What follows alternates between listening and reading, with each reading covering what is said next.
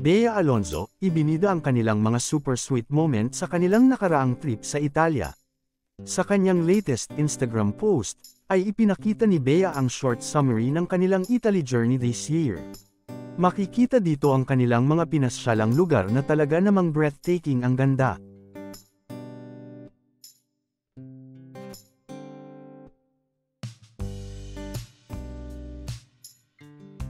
Marami din ang nakapansin na talagang super clingy nila sa isa't isa at talagang napaka-sweet. Ang nasabing post na ito ay may caption pang, "Reminiscing our recent trip to Italia, can we fast forward to our next one?" At the Minicro.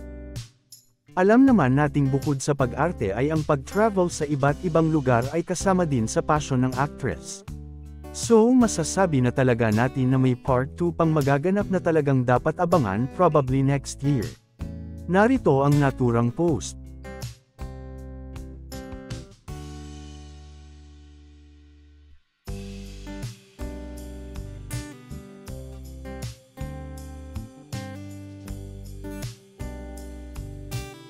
Di naman nakapagpigil ang kanilang mga fans, at talagang napa-comment sa post ng actress.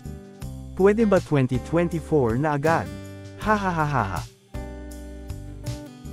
Sumigla na naman daloy ng dugo ko hahahaha.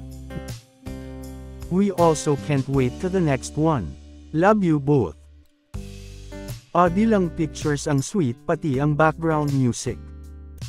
Bukod pa dito ay talagang excited na ang lahat sa nalalapit na pakikipag-isang dibdib ng actress sa kanyang fiancé na si Dominic Roque na nagsilbi na ring travel buddy niya.